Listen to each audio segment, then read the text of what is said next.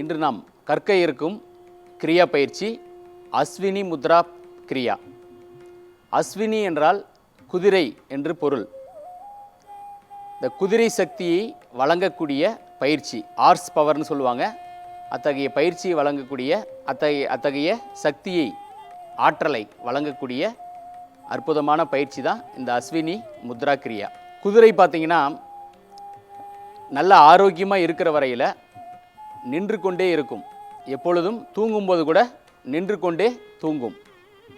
அதன் ஓய்வு நேரங்களில், அதாவது சாணம் கழித்த பிறகு இந்த மலவாயை இப்படி சுருக்கி சுருக்கி விரிக்கும். பார்த்துருப்பீங்க.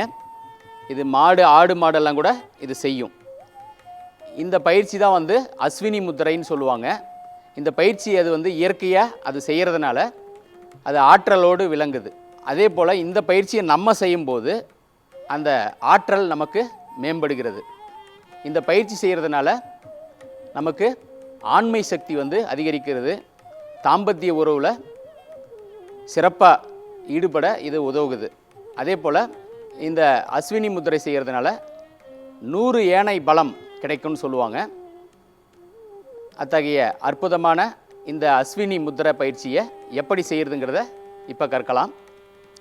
அதாவது இப்படி வஜ்ராசனத்தில் நம்ம அமர்ந்துட்டு மலவாய் துவாரம்ங்கிறது நம்ம முதுகுத்தண்டு முடியும் இடத்துல மலவாய் துவாரம் இருக்கும். அந்த இடத்துல மூலாதார சக்கரம்னு சொல்லுவாங்க. அந்த மூலாதார சக்கரத்தை இப்படி சுருக்கி, அதாவது இழுத்து பிடிச்சி விடுறது, ரிலீஸ் பண்ணுறது. இப்படி பண்ணுறதுக்கு பேர் தான் அஸ்வினி முத்திரைன்னு சொல்லுவாங்க. இந்த பயிற்சி எப்படி செய்கிறதுன்னு பார்க்கலாம். முதல்ல ஆழமாக மூச்சை இழுத்துக்கணும். இழுக்கும்போது அந்த மலவாய் துவாரத்தை இப்படி இறுக்கி பிடிக்கணும். மூச்சை விடும்போது அந்த மலவாய் துவாரத்தை ரிலீஸ் பண்ணிடணும். ஸோ இப்படி இந்த மாதிரி தொடர்ச்சியாக நம்ம ஒரு 7லிருந்து 21 முறை நம்ம இப்படி செய்யலாம். செய்துட்டதுக்கப்புறம் அடுத்த கட்ட இதை நான் விளக்குறேன். முதல்ல அது செய்யலாம்.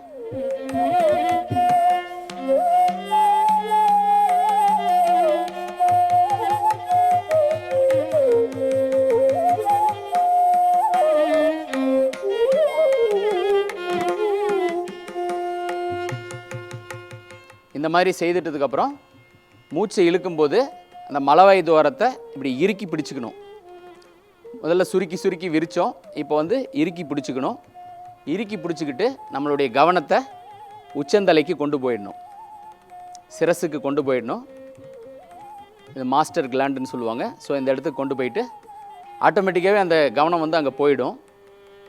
ஸோ அந்த மாதிரி மூச்சை இழுத்து பிடிச்சிட்டு அந்த மலவாய் துவாரத்தை இறுக்கி பிடிச்சிட்டு இங்கே கவனத்தை இங்கே வச்சு நம்ம தியானிக்கணும். அதுதான் கிரியை பயிற்சி. செய்யலாம். இப்போ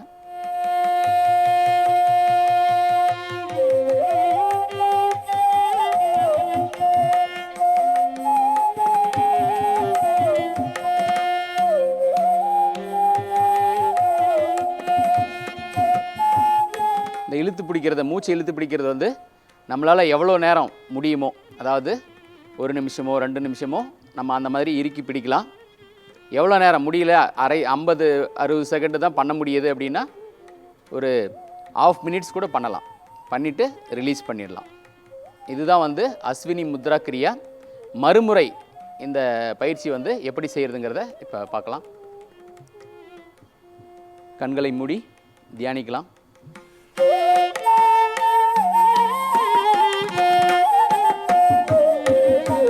இப்போ மலவாய் துவாரத்தை இப்படி மேலும் கீழும் இப்படி இறுக்கி ரிலீஸ் பண்ணலாம். அந்த மாதிரி ஒரு 7 டைம்ஸ் செய்யுங்க. ஸோ அதுக்கு தான் நான் குதிரை செய்கிற பயிற்சியை நம்ம சொன்னோம். ஸோ 7 முறை செய்துட்டதுக்கப்புறம் இப்போ மூச்சை நல்லா இழுத்துட்டு அந்த மலவாய் துவாரத்தை இப்படி இறுக்கி பிடிச்சிக்கணும். இப்போ கவனம் உங்கள் உச்சந்தலையில் இருக்கணும். எவ்வளோ நேரம் உங்களால் இந்த நிலையில் இருக்க முடியுமோ இருந்துட்டு இப்போ மெதுவாக மூச்சை விடணும். அதே சமயம் இந்த மலவாய் துவாரத்தை ரிலீஸ் பண்ணணும். அந்த லாக்கை ரிலீஸ் பண்ணணும். கண்களை மெதுவாக திறந்துக்கலாம். இது வந்து ஒரு காயக்கல்ப பயிற்சின்னு சொல்லுவாங்க. அதாவது காயம்னா உடல்னு அர்த்தம், கல்பம்னா நிலையானது, அழிவில்லாததுன்னு சொல்லுவாங்க. ஸோ நம்ம உடம்பு வந்து அழிவில்லாத ஒரு நிலையை அடையும், அதாவது ஆயுள் அதிகரிக்கும். அத்தகைய சிறப்பு வாய்ந்தது தான் இந்த அஸ்வினி முத்ரா பயிற்சி. அடுத்த யோக நிகழ்ச்சியில் மற்றும் ஒரு கிரியா பயிற்சியை கற்கலாம். நன்றி, வணக்கம்.